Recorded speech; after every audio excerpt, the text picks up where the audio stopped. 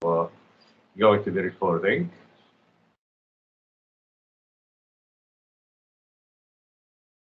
I did not start transcription. Visual.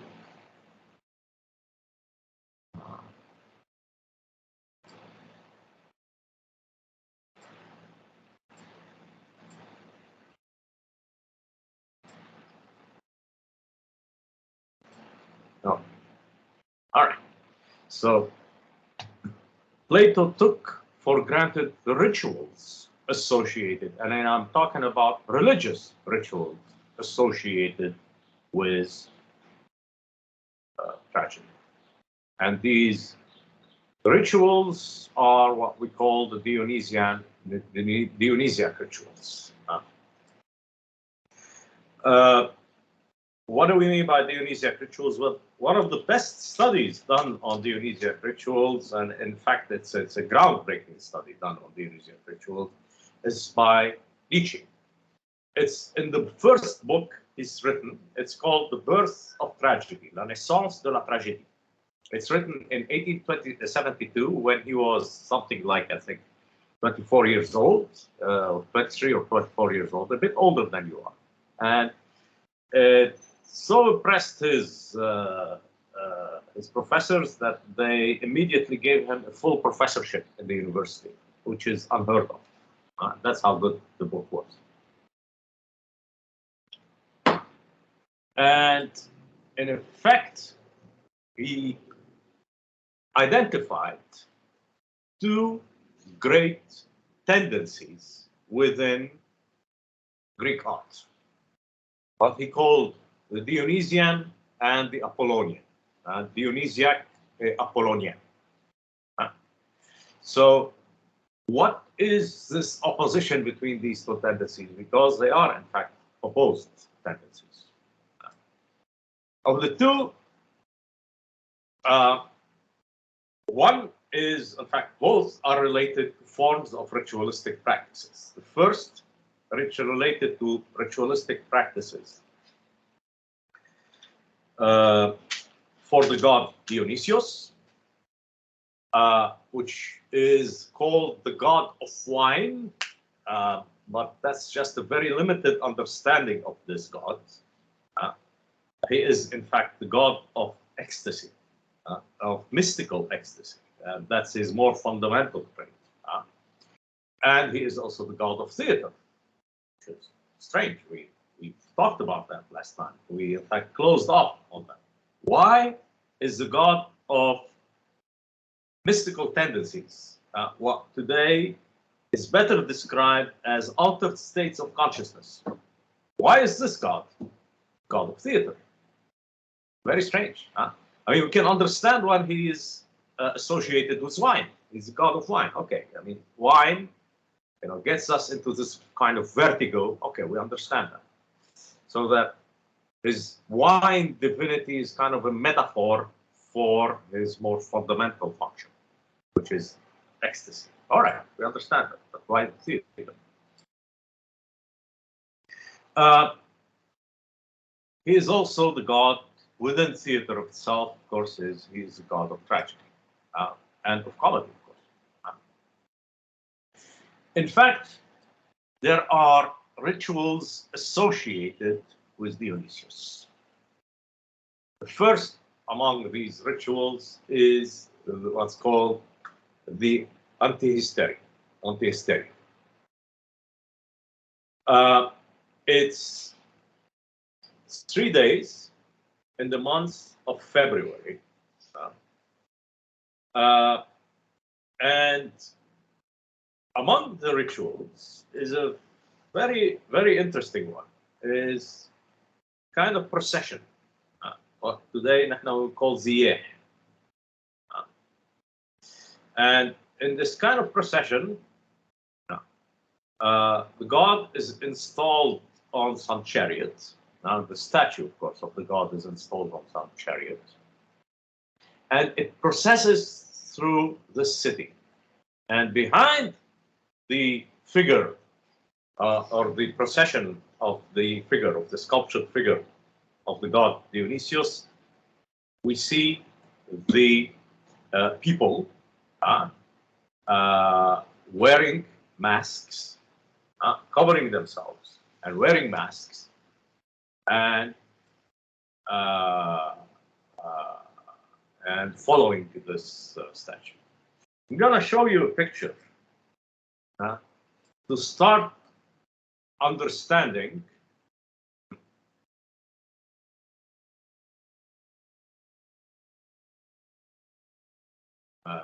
why we are associating Dionysius with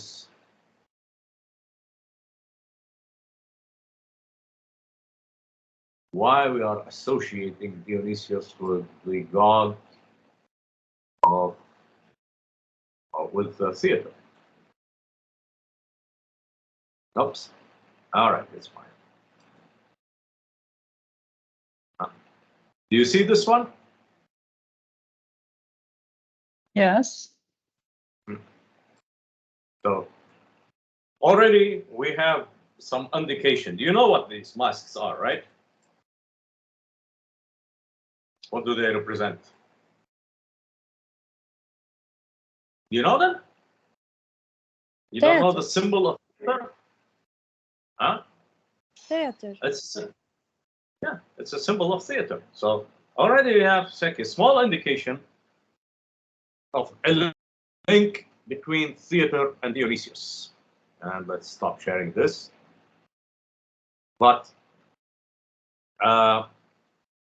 there is some other elements that is far more difficult to explain. And that is the nature of these rituals. These were extreme rituals. We have close but watered down parallels to them. But these were very extreme rituals. In these rituals, you had women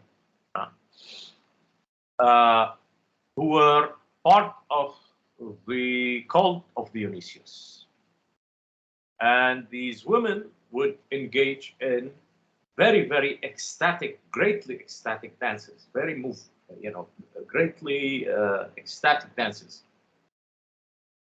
which is, okay, we see this as ecstatic dances. Okay, we see ecstatic dances everywhere. Why is this so strange? Well, it's so strange because Greek society is in fact extremely conservative with relation to women. Women's place in Greek society was in her home. The lives of women was very, very rigidly transcribed, very religiously contained. There are, of course, some exceptions, but overall, Greek society was very conservative. And yet, during these 3 days in the month of February, you have these women engaging in dances that, are very, very, in fact, yes, of course, ecstatic, but also very physical.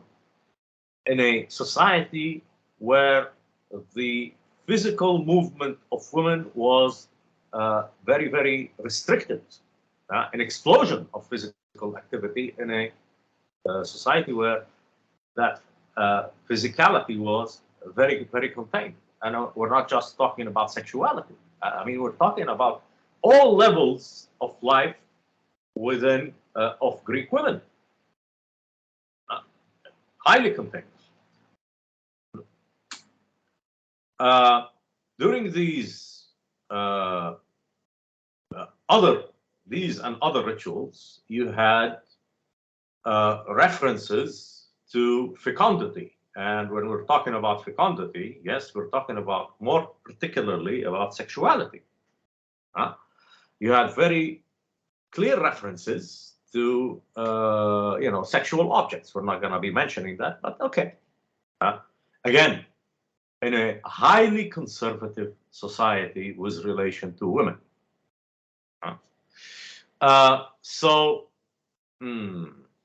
this is going to cause us a problem. All right, let's try to, I'm going to try to find it. Too bad. All right, let me show you a, let me show you a picture representing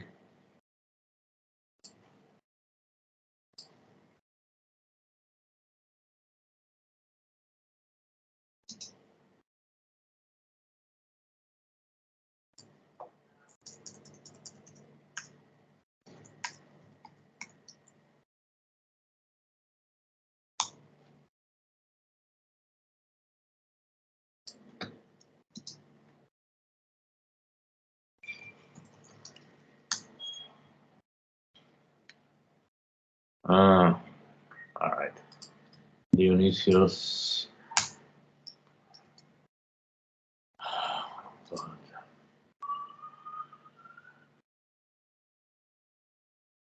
I'm trying to find a, it's too bad. I mean, this thing is, oh, okay, here it is.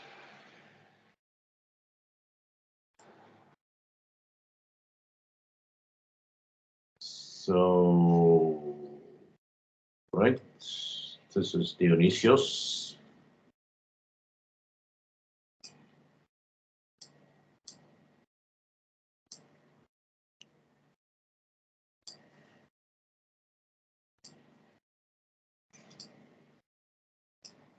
All right, so this is Dionysius. This one here. And you see here what seems to be a chariot. Well, probably referring to a chariot in which he's sitting, although I am unsure of this because I don't know this image very well. All right. So let's see.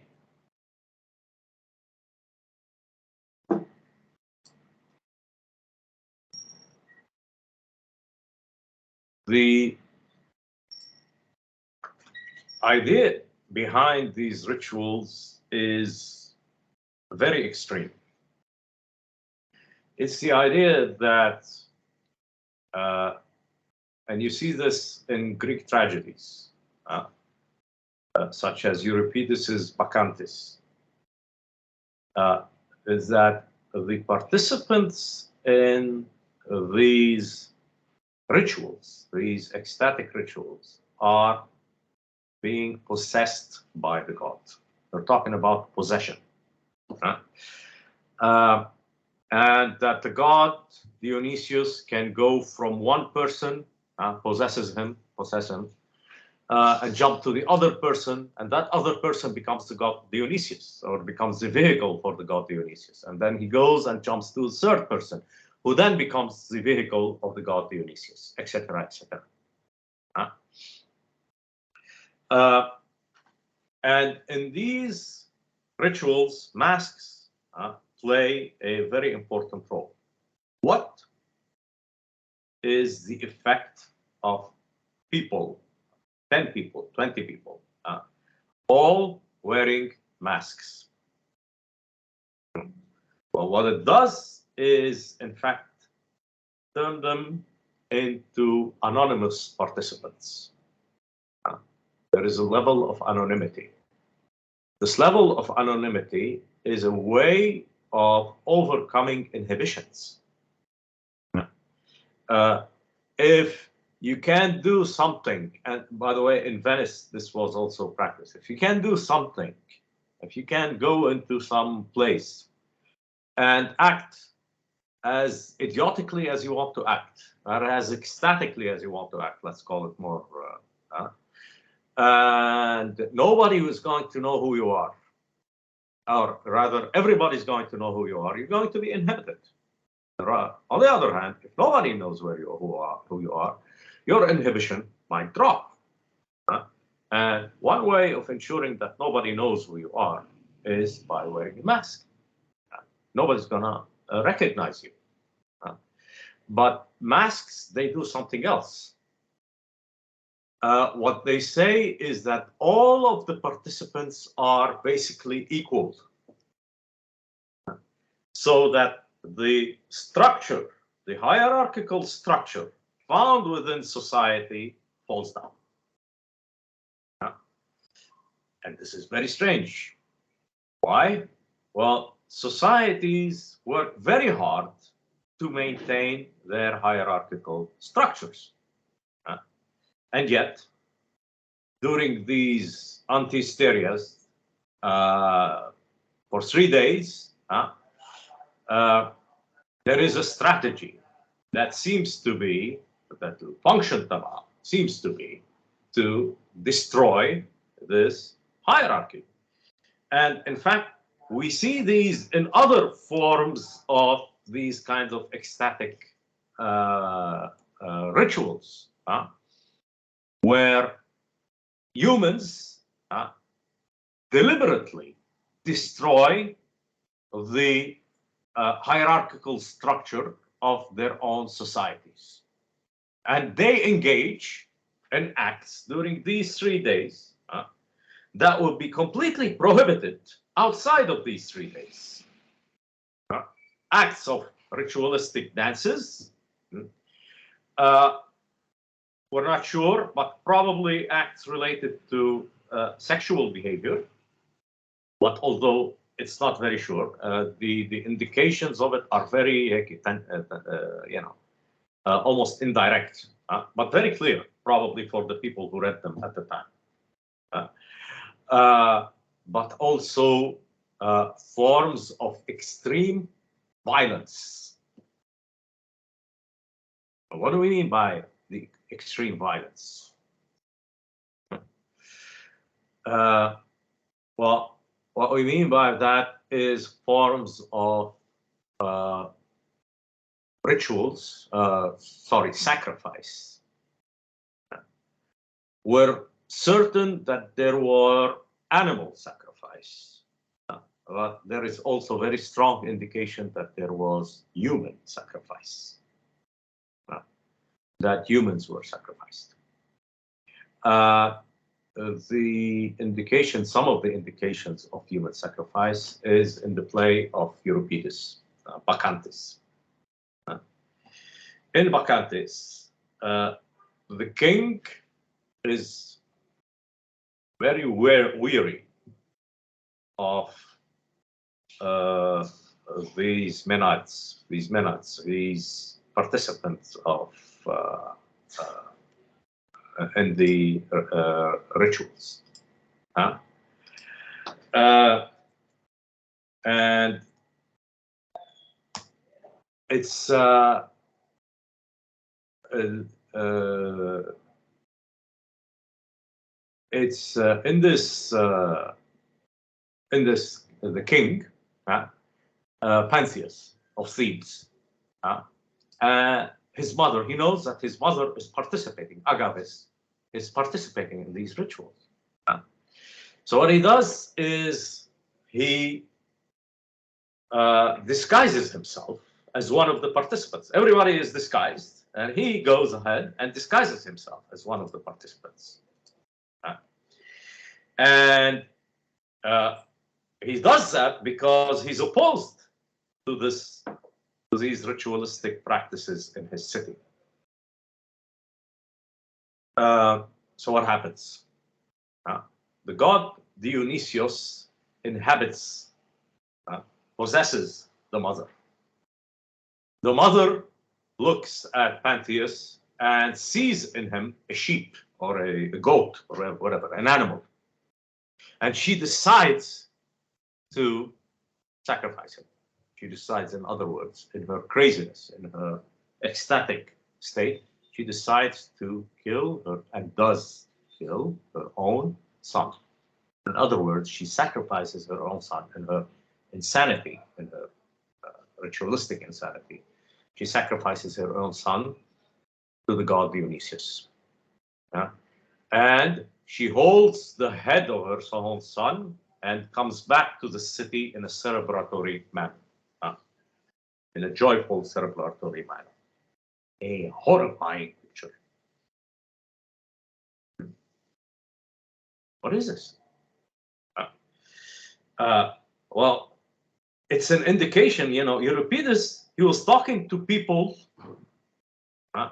who knew about these rituals, who lived these rituals. So when he was talking to them, he had to talk to people, he had to convince them. In other words, his work had to be convincing. His work had to have for them a level of, in the French word is vraisemblance. It has to have some level of, realism.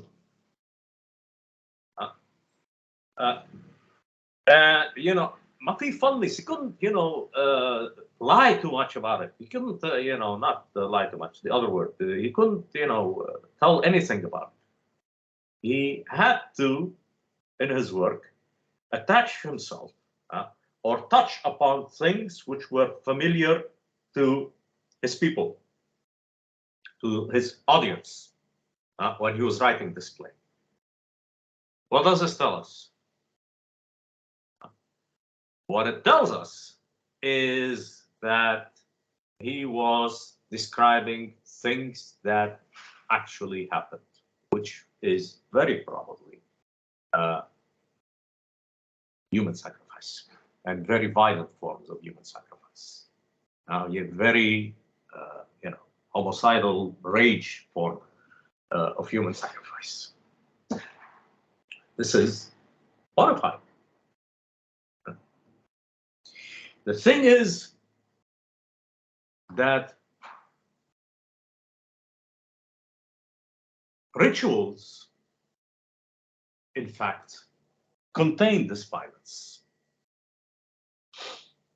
What do we mean by ritual contain this violence? Rituals allow this violence. What allow for first the breakdown of social hierarchy, which we see manifest in the wearing of masks and which we see manifest in other more spectacular ways. We're not going to go into that too much. That's one. Humans have created hierarchy as a means of controlling violence. Why do we need a state? Well, we need a state so that the state, which has a monopoly on violence, takes away from us the burden of revenge, the burden of constantly having to defend ourselves, of constantly having to send messages of violence and counter-violence to other members of our community. So constantly sending messages to them, be careful, if you do this to me, I will do this and worse to you.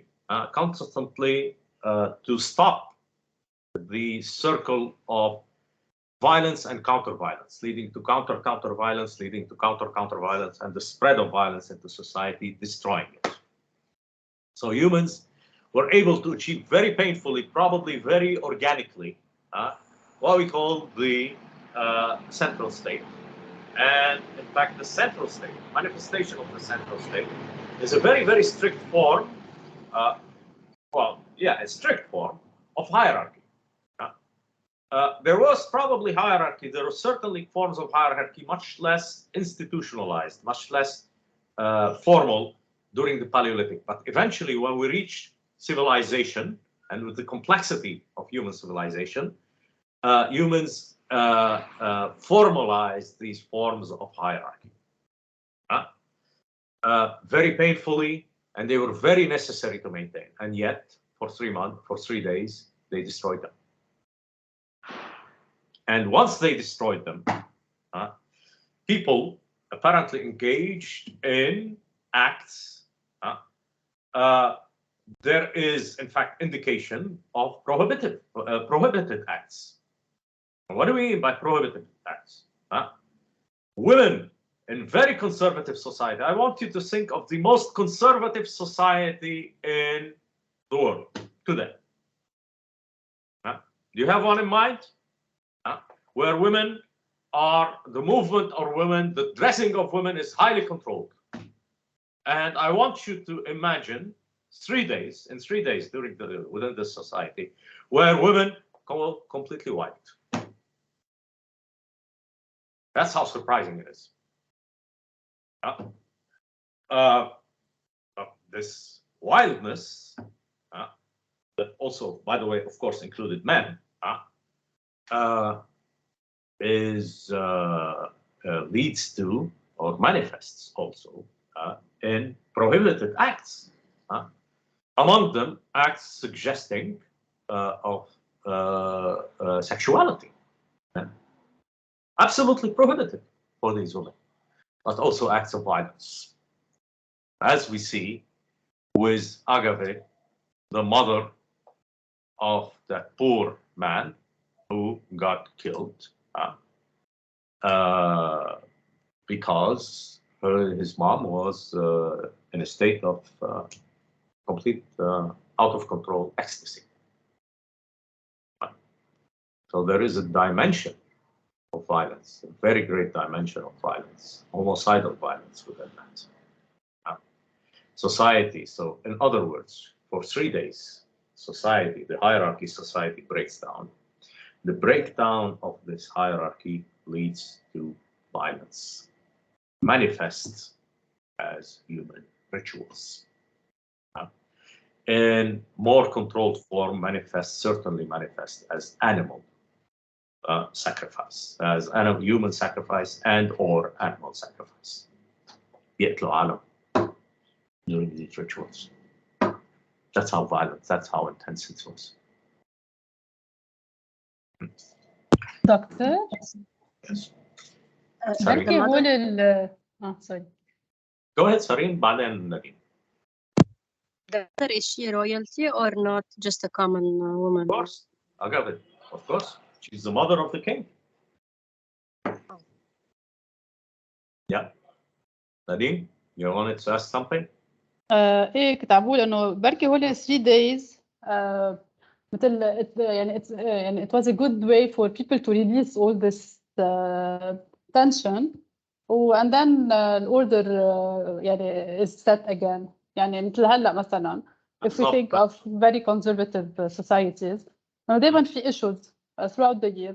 هيدا 3 days they release and then خلص they go back to order. That's true. So you destroy the order in order to reconstruct it. You destroy the order in order to reconstruct it, and you reconstruct it. When you reconstruct it, you are, in fact, implying that it is new, that is rejuvenated. You've reconstructed it in a rejuvenated manner. You've given it use again. So what seems to be, in fact, highly unconventional behavior is, in fact, very conservative in the sense that its function is the conservation of society.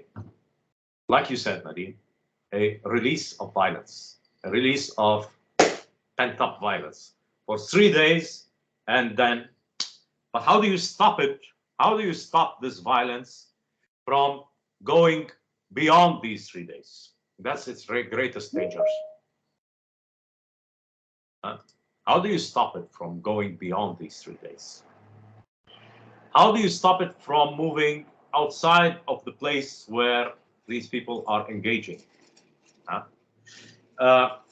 And that's, in fact, the great challenge of ritual. Ritual needs to be contained.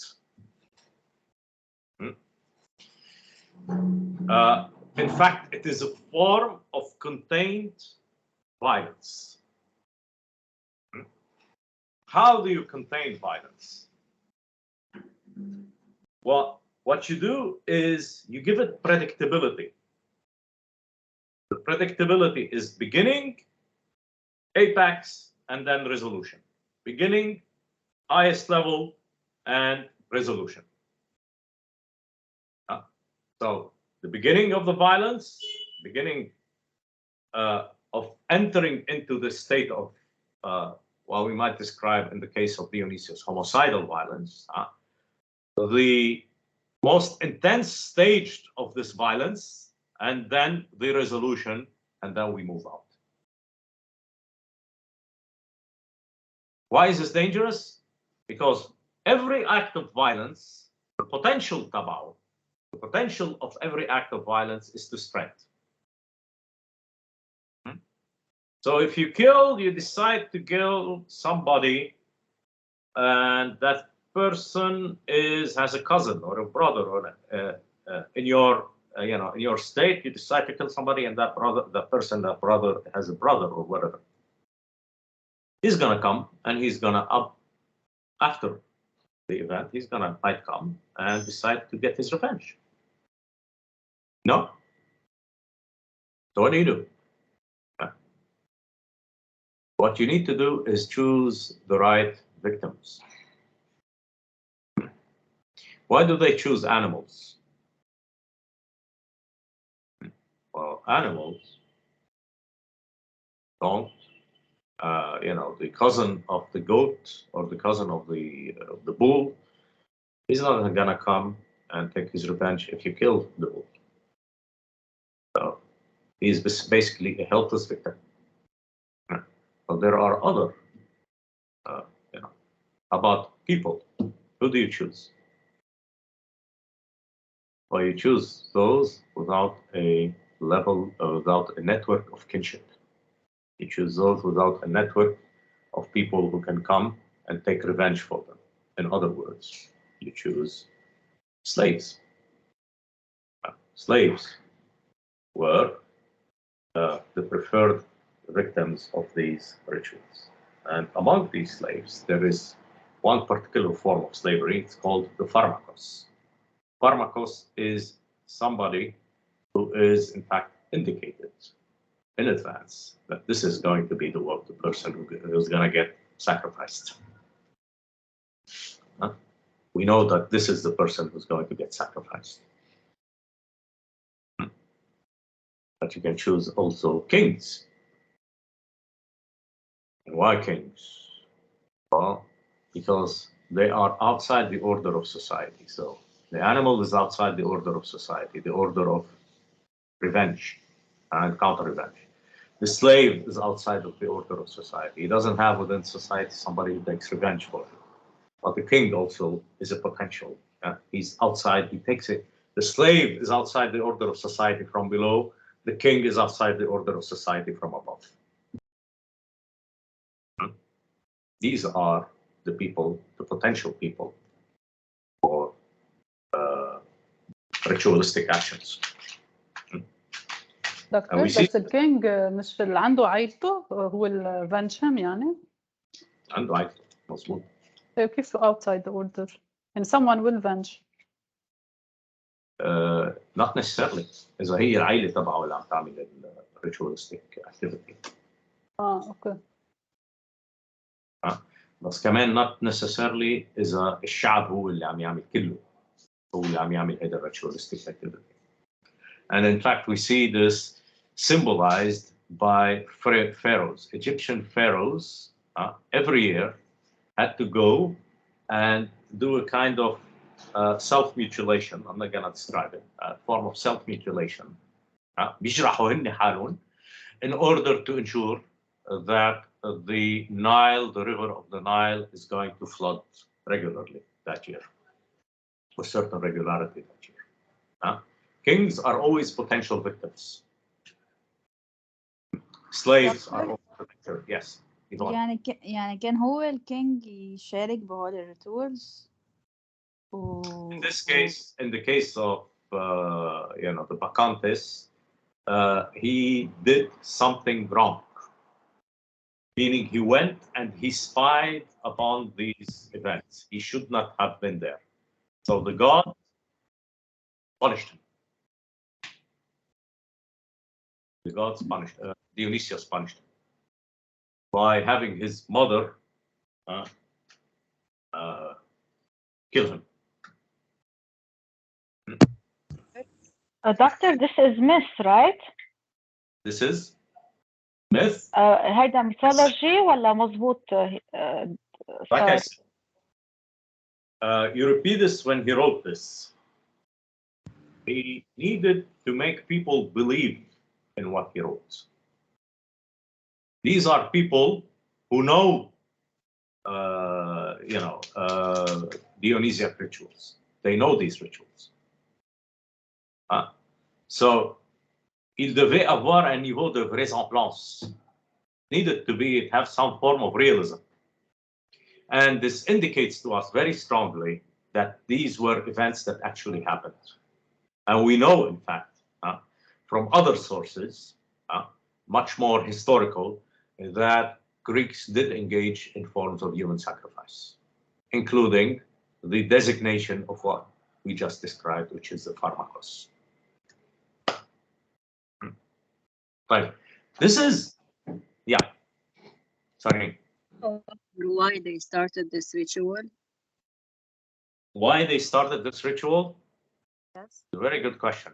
They didn't start this ritual. This is probably ritual that got modified for tens of thousands of years with humanity.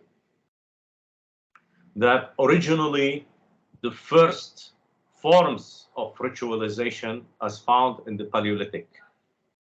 The earliest traces we can find is about 50,000 years ago. In fact, probably even earlier. Yes, Sareen.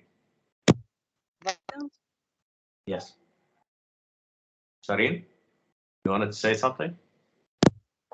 But it was this violent? In the Paleolithic, probably. Was it this violence in the Paleolithic? No, there's no indication that it was this violence in the element that we have. But the question, I don't think it was this violent in the Paleolithic. But from what we know, which is very limited, it might have been. There might have been some forms of ritualistic violence. Yes, there might have been. Yes. Okay. Let me write something down, and I'm going to check it out. Sorry. Doctor? Yes. عندنا شيء إثبات مثلا إنه كانوا ياخدوا شيء ليفوتوا بهيدا الستيت إنه تيخلي الشخص يقتل ابنه إنه تقتل ابنه إنه كيف عم بتفوت بهيدا الستيت؟ Well, the use of the association of Dionysius with wine. The question is, what do they mean by wine? That's the question. Is it only the grape? Is that? It's possible they took some psychotropic material. I'm not sure. Certainly wine. They did take some wine. Huh? So, how do you control this violence? This is one of the ways of controlling the violence is through a limitation of through the choice of the victims. That's one, of course. There are other ways. First is forms of containment. The first form of containment is in time. What do we mean in time? Okay, this event starts on this day and ends on this day. Okay. The second form of containment is in space, in the location. This event happens here. This is where this event will happen. It's contained in this space. It's not outside. The third element of containment is through narrative. And this is the most brilliant. What does narrative do? تعمل قصة. What does a story do? A story, what it does is have a beginning, have an intense, great intensity, and then have a resolution. And this is usually its structure. It has, in fact, predictability. You go to any movie, you know that this is what will happen. That there is a beginning, there is an extreme intensity, and that this intensity will imply, in fact, the destruction of order, somebody coming in and destroying the order of society, some bad guy, and then this bad guy is going to get punished. And how is he going to get punished? He's going to get he's going to get killed, or he's going to, go to jail, or he's going to get laughed at, or he's going to, in the more, dilute form, everybody's going to be laughing at him, humiliating him. In all cases, the resolution, when the bad guy is punished, the thing is resolved. This is what we see in the Bacchantes. The king, he comes in and he breaks the order. Breaking the order, he gets punished for breaking the order, and his punishment is the resolution of the play. This is always what we see. Well, what does this mean? Well, it means that there is a predictability. Narrative, the story, what it does is create predictability, and that predictability is, in fact, containment of violence. We can predictably know that violence is going to start here and it's going to end here. It's not going to go beyond that. It's not going to spread to society and destroy it beyond the levels of the rituals. But you have to control the violence ritualistically.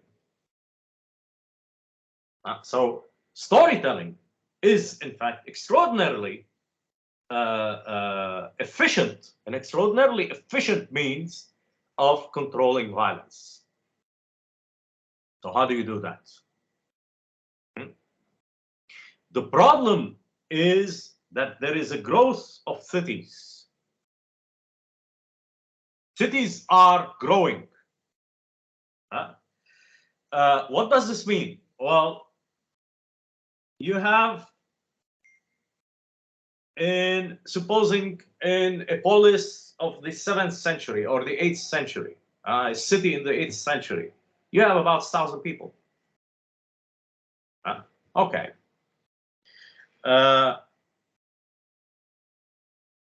Why? So with 1,000 people, you can engage all of them into some ritual as described by Euripides. Maybe 100, maybe 200, maybe whatever. Very small numbers. What do you do when you have a city that is something like 300,000? Can 300,000 people engage in these forms of rituals? They would destroy the city. How are you going to contain them? People say to how do you contain their violence? Where are you going to place them? Where are you going to move them? In order for them not to destroy the city. So you really need to control this violence. You really need to control this ritual. One of the ways of controlling this ritual is through storytelling. Yeah. And what do we mean by storytelling? Well, among other things, theater. Yeah. Yes, there is, of course, Aristotle says that, theater is explaining the action through physical movements and conversation, which is different. Okay, no, but basically, theater is storytelling. And the great ability of theater is to engage people in these acts, that people engage in something called suspension of disbelief. And in order to try to understand this suspension of disbelief, I want you to think of something. Okay, have you seen some movie, I don't know, Rambo, Rocky, whatever, where the good guy really punishes the bad guy? He, hits him, some whatever. Have you seen one of those movies?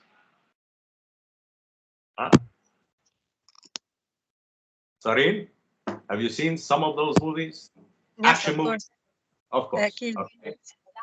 when you are in the action movie, are you constantly telling yourself, I am watching a movie. This is not true. This is not, this is a lie. This is fiction. Is that what you're constantly telling yourself? لا بتفوت بالجو معه. Okay, you enter into it. You suspend disbelief. And when the hero hits the really annoying bad guy, how do you feel? Come on. Do you feel bad? No. What do you feel? He was a bad You feel like you are hitting the guy. Yes. مظبوط يا مدام. It's, in fact, you are participating in violence by proxy. There is somebody whose function is to engage in violence in your stead. In fact, you wear him like a mask. He becomes you. There is, in fact, an undifferentiation, a region of where you are the hero and the hero is you. There is no true separation now between you and the hero hitting that bad guy. مظبوط يا ملا؟ مش حاسين فيها؟ Haven't you felt this? Elizabeth, you felt this, right? Yes, yes. So, what does it mean? What it means is that you can place hundreds of thousands, well, 25,000 people, as in Athens, for instance. They watch a play and they are fully engaged in it. They are fully engaged in the violence, while not practicing that violence physically. In other words, you have contained their violence. And they come out, the tension is, in fact, this is a great function of theater. And we know, in fact, that theater, we know in extraordinary, in terms of evolution, in extraordinary detail. I mean, we're talking about something that happened 2,400, 2,500 years ago. We know the evolution of ritual into theater, of Dionysiac ritual into theater. We know, for instance, that at the origins of Greek theater, that is something that is called the dithyramb.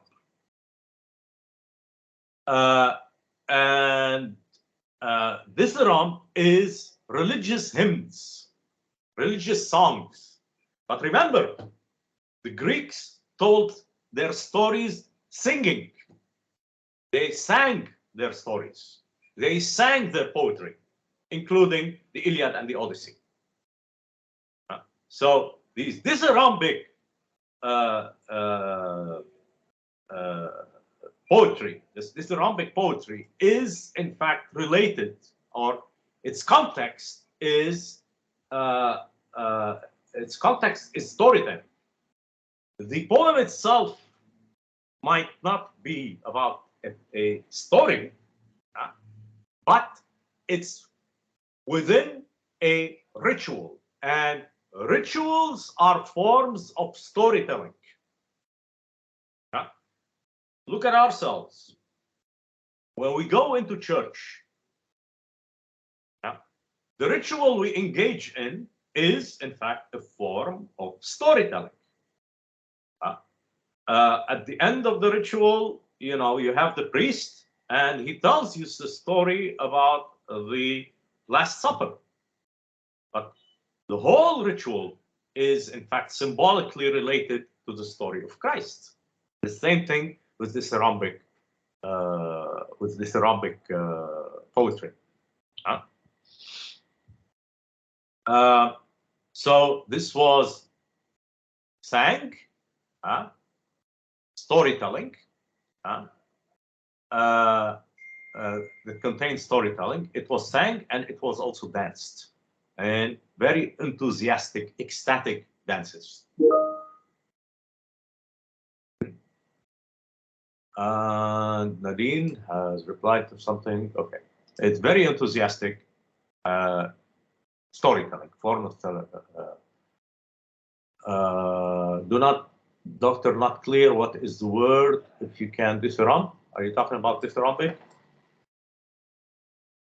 ايه مش عم بفهم كيف تنكتب. بليز بدك تكتب. There we go. Okay, wrote it down. Did I forget an E? Oh, I forgot an E. Okay. So these contain a narrative. These will eventually evolve into the forms of narrative illustrations of the cult.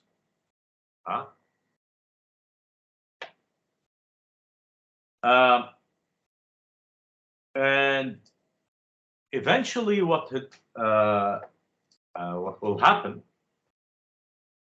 is that the narrative element of these forms of dithyrambic poetry is going to get emphasized. It will become a conversation between three people and eventually leading between three, eventually leading to conversation between several people, leading to what we call the theater. We know this. But we also know something else, that this theater, it played the same role as the ritual. We saw how the ritual is in fact a breakdown of order. Its first manifestation is some form of breakdown in order resolved through violence. If you look at any theatrical piece, it contains a narrative.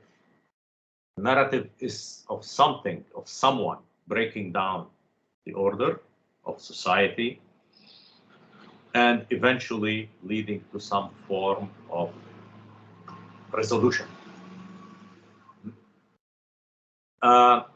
So that we know, in effect, historically and in terms of pragmatically, in terms of its function, the relationship between theater and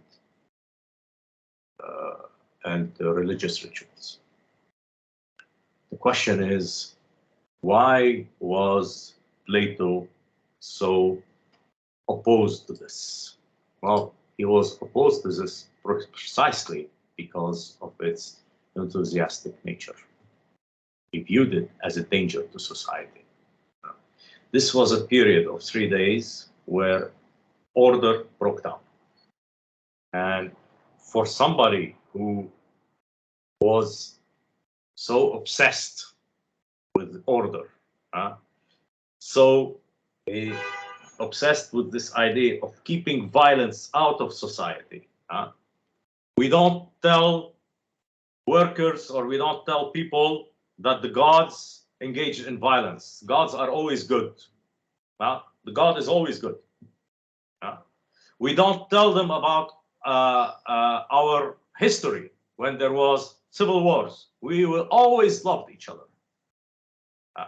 We don't tell them these things. We hide these things from them. Only philosophers know these things. And even when they have to, know them, they have to sacrifice to the gods. They have to know them with great reluctance.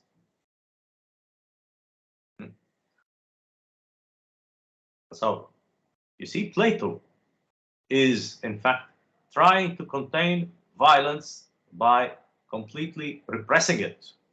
Not only repressing it physically, but also repressing it narratively. Nobody talks about stories of violence within our social order, within our society. So what does Dionysiac rituals do? They do the absolute opposite. They show the violence of society. They, in fact, fully engage, enthusiastically engage in these forms of violence, in this breakdown of social order. that, Plato was terrified of. Plato, the super conservative, was terrified of. And in fact, we know that in cities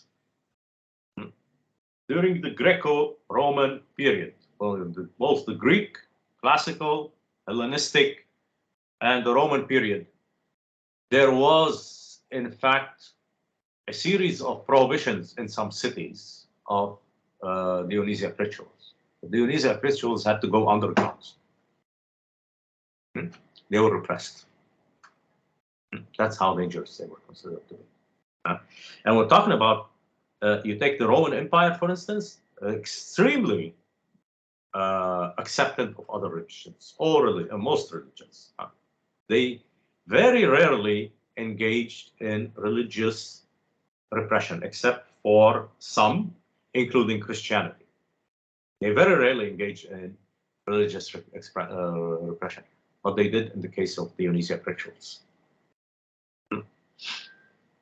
That because they were considered to be violent. They were considered to be danger to the order. We see this in, this kind of form of religiosity, this kind of enthusiastic religiosity as a form of resistance is, in fact, quite, you find it in history.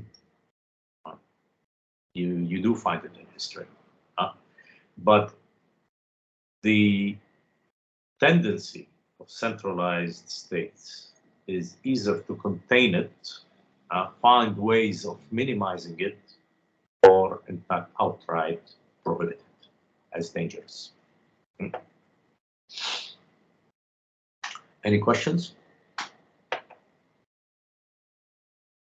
You see how dangerous this guy is? Dionysius? All right. Just to let you know, Yani, there is an artist called Nietzsche.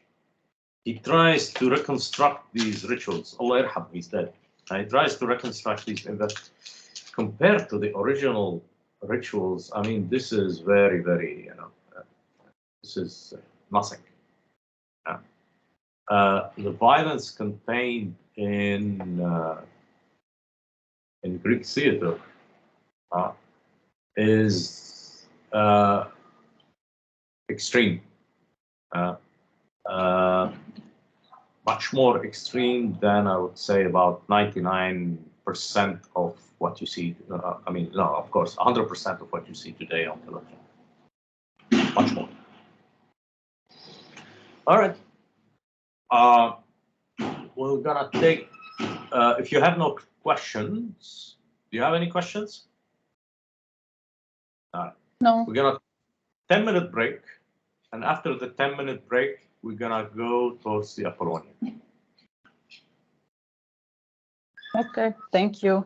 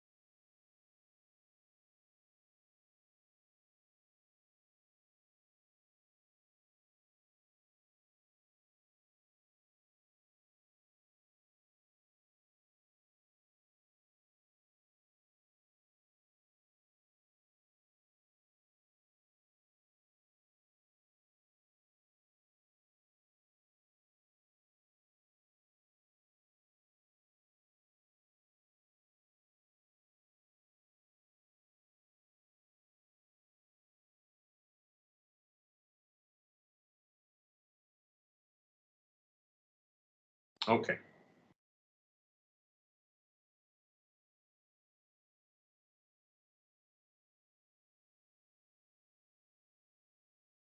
So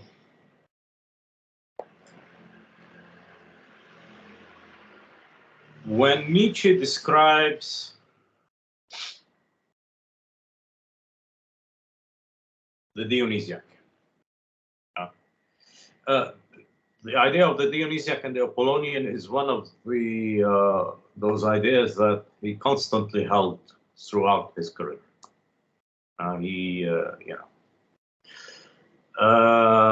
It's one of the rare ideas that he did not criticize in himself of his early works. So when he talks about Dionysiac, and in fact he gives it a larger context, but that's we're not going to discuss that. He transforms it into something almost cosmological. But when he talks about the Dionysiac, it's a connection to chaos, to ecstasy, to a form of primal unity. Meaning, it's not just a breakdown of social order. It's a breakdown of the order we use in view of describing the world. Our description of the world breaks down in these ecstatic moments. What do we mean by our description of the world breaks down in these ecstatic moments? According, to try to understand Nietzsche. Have you had strange dreams? And dreams can be considered, are in fact, altered states of consciousness. And I'm sure you've had these very strange dreams. Did you or did you not? What is the strangest dream you had?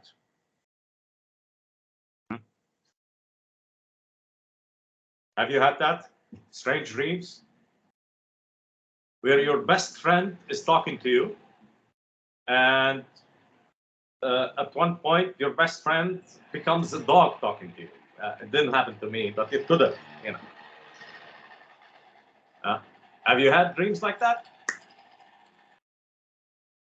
You don't have to, you don't have to explain it to me. Okay. I respect your privacy. Okay.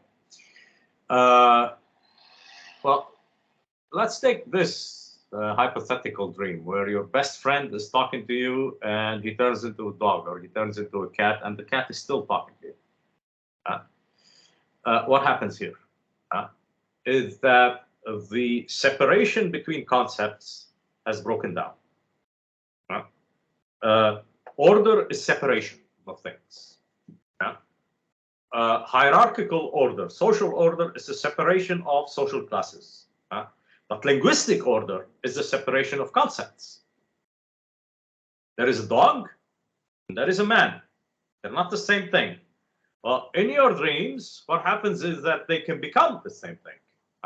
Your friend can become the dog, and the dog turns back into your friend or turns into a table or whatever. It does happen. This breakdown indicates for Nietzsche a primal unity that below our description of the world, below the way we divide the objects of the world linguistically using linguistic concepts such as dog separated from man, man separated from table and dog, dog separated from man and table, man, table, dog separated from fan, from Maroha, or whatever, from apple. What happens is that this breaks down, and Pantheus is seen by his mother as turning into a goat, into an animal, and she sacrifices him. Why? Because the separation between the concept of her son and the concept of goat or the animal has broken down. This is the primal unity. And this is a fundamental idea for Nietzsche, is that our description of the world is, in fact, one possible description among infinite others, one possible division among infinite others. In effect, let's call it that way, although the word is not necessarily very precise, but we can describe it as artificial. Our description of the world is, for Nietzsche, something artificial. Well, it's not as artificial as all that, because there are, in fact, very strong pragmatic reasons why we separate the apple from some poisonous tree in our mind. They're very, in our mind, we separate the apple from something called أكل الحي. We separate them in our mind. Why? Well, because words are related to behaviors. هيدي ما حأكلها، هيدي حأكلها. This I will not eat, this I will eat. So, and if I do eat this, there is a strong possibility that I will get eliminated. So, nature eliminates bad divisions. But during that period, these divisions, which are in fact, these divisions of the world, which are in fact the conditions of their survival, of this society's survival, breaks down in ecstasy and breaks down into this primal unity. And it gets reconstituted through ritualistic sacrifice. So what does ritualistic sacrifice do? Why does it reconstitute social order? Well, for a very good reason. The destruction of social order is usually something that hops, and René Girard, by the way, because we're referring to René Girard now, that hops and René Girard would describe as the war of all against all. La guerre de chacun contre chacun. What is this war of all against all? Well, it's the complete breakdown of social order, leading everybody to distrust everybody else, creating a complete inability of society. It can be complete or it can be partial. In our case, in Lebanon, it's partial because we don't trust each other. We're unable to work with each other. So it can be complete or partial inability to work together. To, in fact, create something that we call community, a space of non-violence. I can turn my back to you and work without fearing that you will do something to, you will strike me in the back. If I don't have that trust, if that trust breaks down, and that trust can break down within human communities, we have a problem. You can't have a human community. So what do? We break it down predictably. We give its inevitable breakdown a form of predictability. In other words, we ritualistically destroy the order of society, knowing, predicting, being able to predict through narrative, through containment, that it will reconstitute itself. That the violence of all against all will, in fact, will be directed towards the violence of all against one. What do we mean by violence of all against one? Who is that one? Well, this is what René Girard calls the sacrificial victim, la victime sacrificielle, ضحية. Who is the sacrificial victim? It can be a sheep, it can be a goat, or it can be a person, meaning a sacrifice, a human sacrifice. So what is the function of human sacrifice in human societies? It's a reconstitution of order. So that instead of being all against all, human societies are now, a human society, a particular human society, is now all against one. They are all engaged in violence against a single person. That violence can be direct. They can all, in fact, participate in the murder or in the killing of the animal. Or it can be through proxy. What do we mean by through proxy?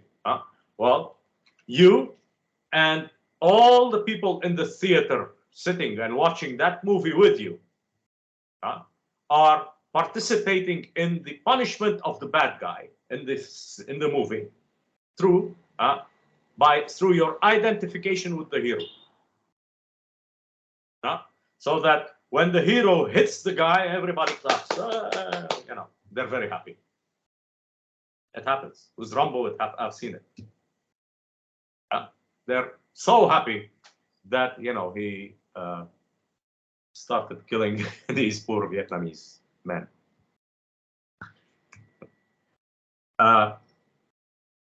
The thing is that this violence by proxy can be extraordinarily violent.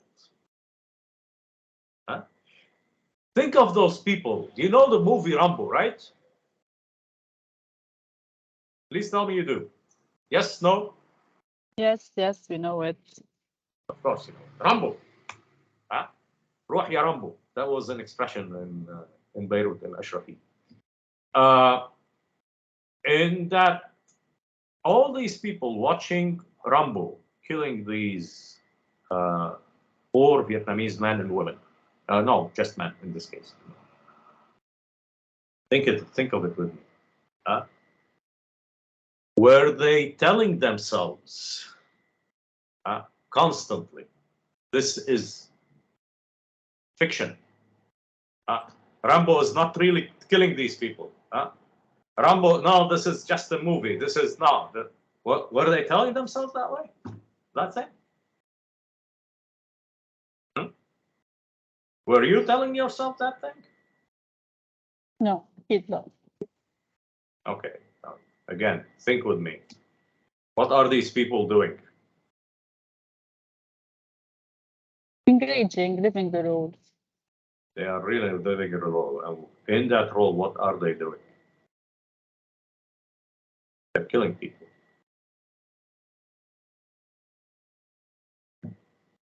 مظبوط يا منى? So, what does cinema do in that case? What does theater, such as Shakespeare, do? What does theater, such as Sophocles' work, do? What does theater, such as Euripides' work, do? What it does is, in fact, allow people to engage in homicidal violence in some cases. Can be lesser part of the violence, but it's very frequently homicidal violence without causing harm to society, without placing themselves in danger. In other words, people watching Rambo can kill without risk being killed, can kill without the risk of the cousin of the person who they just killed, in their mind, coming and taking revenge. In other words, they are engaging in ritualistic violence. And that ritualistic violence can, in the case of the Greeks, reach levels that we don't reach in modern societies anymore. Reach levels of intensity that we don't reach in modern societies anymore. Do you think that the punk are radical? Do you think hard rock is radical? They're little children compared to the violence of the Greeks. Nothing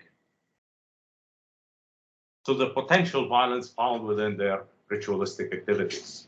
Nothing. Do you think somebody eating the head of a chicken is, compared to what the Greeks did? Nothing. Doctor? Yeah. كانوا الكل يحضرون يعني the whole Yes. city used to watch. Absolutely. It's, well, I mean, the whole city, you take something like the theater of the Athenians and below the Acropolis. it could hold 25,000 people. 25,000 people, that's an enormous number. The city of Athens was about 300,000. Of these 300,000, possibly, and this is, there was about 100,000 Greek citizens. Of these 100,000 Greek citizens, 51% or even more, 52% were women, probably was more. So you have about 48,000 people that were considered that were men, and these were the people who watched these theaters. So it held almost everybody. Held almost everybody. So from 48,000, it held something like 25,000 people. And what does this mean? What it means is that we have inherited this form of ritualistic containment of violence that we call theater, and eventually that we will call cinema, that we will call television. So what does this do? When everybody is clapping, when everybody's happy that the murderer is, has been punished, that the bad guy has been punished. Well, what it does is, in fact, create a common reaction, a common emotion among the people. It unifies them in a common emotion, and this common emotion can be interpreted, meaning transformed into a feeling as some form of social unity. That we are all one, that we are all a community, that we have a common enemy. This is, in fact, the function, the direct consequence of this is, in effect, a recreation of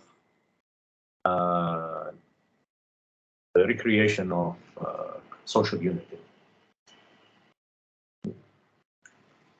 And that recreation of social unity is absolutely essential for the survival of that community. Without it, it would collapse into mutual violence. So they understood this. I'm not saying they understood this philosophically, although with Plato we come very, very close to that. And with Aristotle we come very close to that. They understood it empirically. They noticed that when we do these things, violence comes down. So we better do these things. On the other hand, Nietzsche describes something else. He describes what he calls the Apollonian. And this is truly the two great tendencies of religious, the ecstatic and the Dionysian, and what he calls the Apollonian. What do we mean by that? The Apollo, to add, you can check his, he is the god of the sun, but he is also, more importantly than the sun, the god of reason, of measure. So, what does this mean? Nietzsche's interpretation, brilliant interpretation of Greek tragedy, is as follows. Greek tragedy tells the story of a hero attempting to confront a chaotic reality and attempting to confront the fundamentally chaotic nature of reality. For Nietzsche, reality is fundamentally chaotic. chaos for Nietzsche is more important, is more fundamental than order. Order is for him always imposed. I will use the word again with great, always artificial. It's the chaos that is what is the tragedy? Tragedy is the hero and then us through the hero, humans through the hero, by proxy, replaced by the hero. We identify with the hero, attempting to impose order on the universe, and failing because the universe is fundamentally, again, chaotic. So there is, in fact, an opposition in Nietzsche's thinking. There is, at the origins, the Dionysiac. Dionysiac is not only related to the world, to the cosmos, before he gave it this cosmic, it was related to human psychology and inter-individual interaction. Meaning that human psychology, the mind is something that is chaotic, constantly threatened by folly, constantly threatened by chaos. So that the god Dionysius, the rituals of the god Dionysius are an expression of that fundamental anarchistic state of the human mind. Okay? So it's related to, of course, drunkenness, but it's related to folly. And in this drunkenness and folly, there is a destruction. What is the destruction? It's the destruction of a concept. And what is that concept that is being destroyed? It's yourself. You, your identity, is a concept.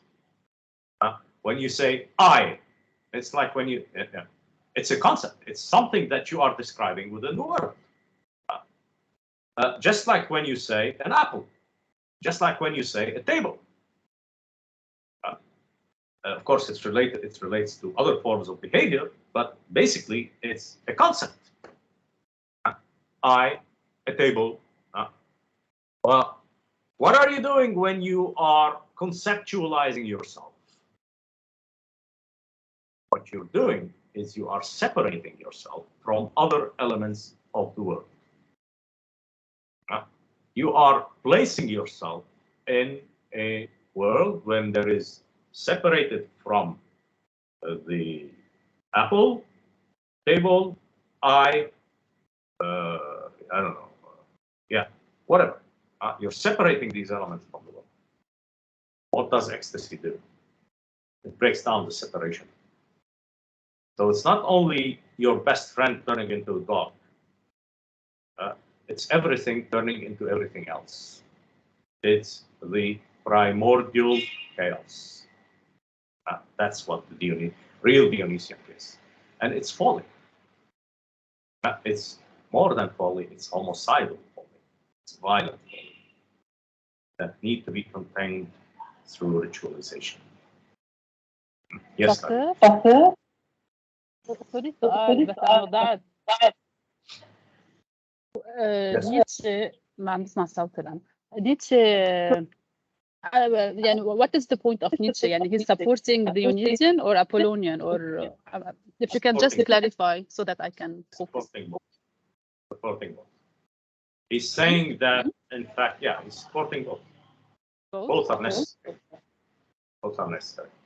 It's an ultimately impossible, what he supports is for him, an ultimately impossible synthesis between the Dionysiac and the Apollonian. The Apollonian is the opposite of the Dionysiac. Apollonian is the separation of things. It's the order of things. The Dionysiac is the complete absence of disorder, upon which, in order to be able to survive within the world, we build this order. So I separate in my mind the so-called fruit called سم الحي. أكيد سمعين فيها. I separate it from the تفاحة. Why? Because I want to survive in this chaotic world. But for Nietzsche, chaos will always triumph. And this is, in fact, the point of tragedy, according to him. Tragedy as an awareness of our failed attempts at controlling chaos. This is the tragedy. This is why it's tragic. Our attempts are always going to fail, according to him. We don't need to believe him, but yeah, you can take distance from him. So, how is the Apollon? What is the Apollonian? What are the other traits of Apollonian and Isiac? The Apollonians is the principle of individuation, separating things, creating individuality of things, separating concepts from each other.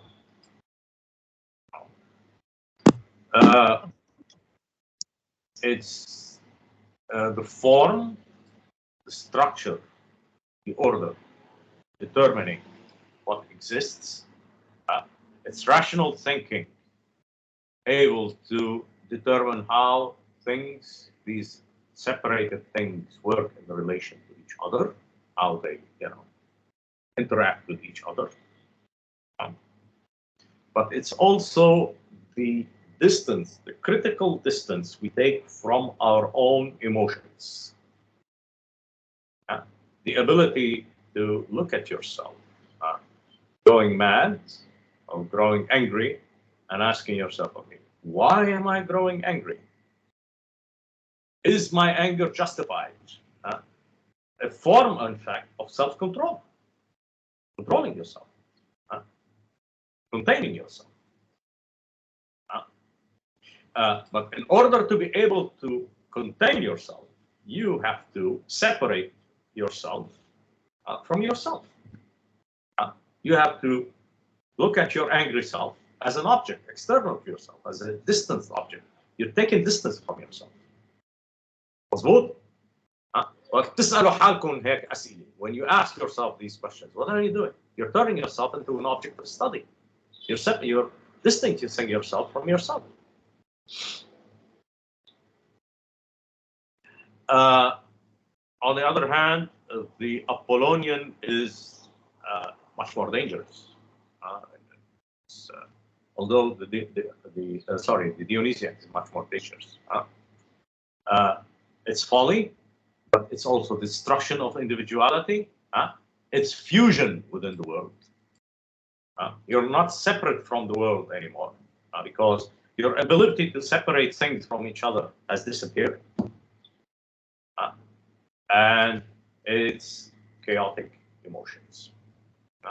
We should use the word chaotic. It's violent emotions. Emotions usually expressed in violence. So,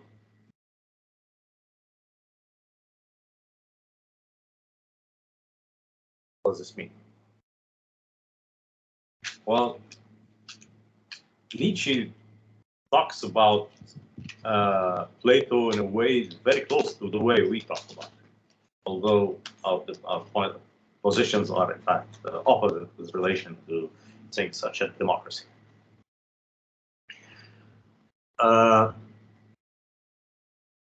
According to him, Socrates, the master of Plato, of course, that Socrates and Plato, except for a few texts, are basically the same person.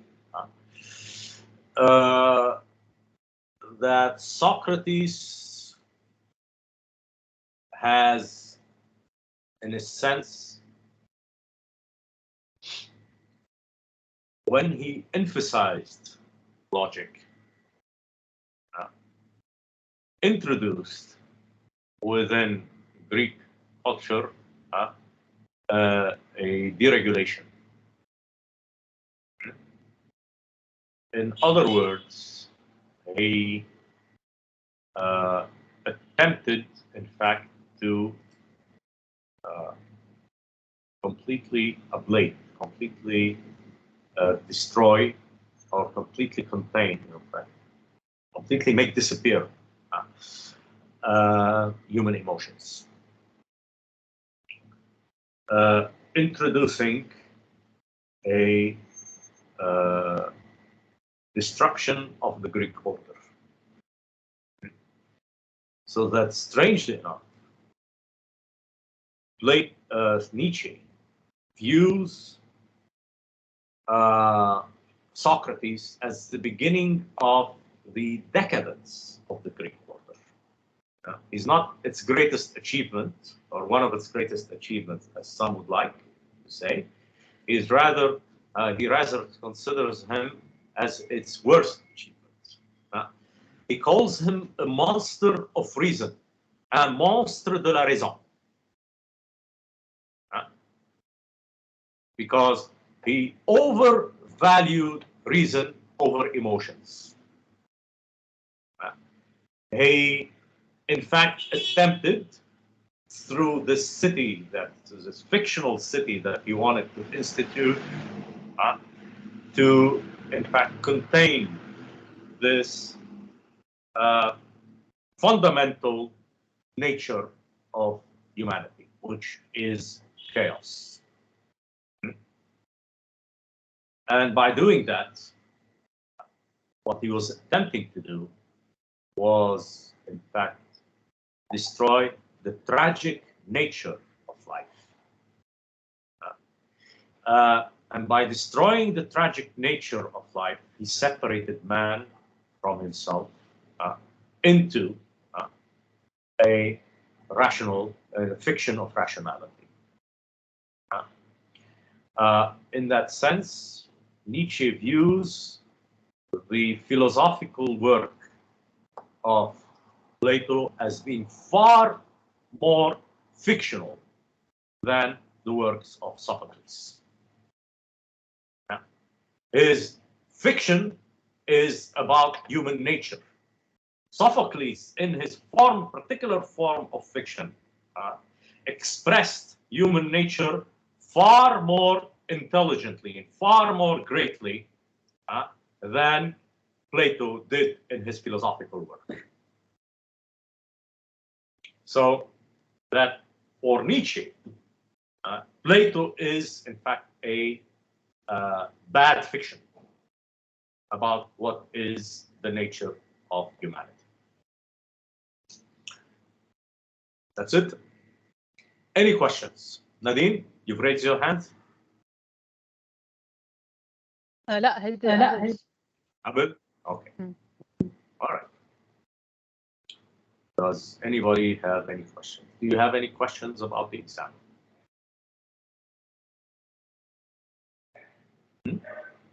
All right. Yes, I did. Potential. I sent you 3 questions. They're potential questions that you have to prepare. It's a form of take-home exam, but it's not really. Yes, Elizabeth? Doctor, please, can you rephrase the last idea about Nietzsche and his view for Plato? Yes. Nietzsche viewed Plato and Socrates as monsters of reason, as having introduced deregulation into the tragical and the tragic thinking of Greeks. The view of the world by the Greeks, for him, not only of the world, but of course of society and human psychology by the Greeks, as being something basically uncontrollable, as being something related, chaotic. This view of Plato, that this is this view of Nietzsche of this chaotic nature of human, is something that he completely agreed with the Greeks. He viewed human psychology and eventually viewed the cosmos as chaos. By the way, these are two opposed words, cosmos and chaos. He viewed the cosmos as chaotic, as fundamentally chaotic. And the Greeks, in their tragedy, attempting and failing to impose order upon it. But that failure, that narrative failure, that fictional failure that is found in Greek tragedy is, in fact, a commentary on the world, is a correct commentary on the world. That we will always fail in our attempt to impose order upon the universe. And this is, for him, is the greatest element of Greek tragedy. And he viewed Socrates as somebody who simply did not understand it, or who simply was trying to hide the tragic nature of human existence. And by trying to hide the tragic nature of human existence, he, in fact, contributed to the decadence of Greek thinking. He started the process of decadence of Greek thinking. In other words, for him, philosophy is bad fiction. Any other questions?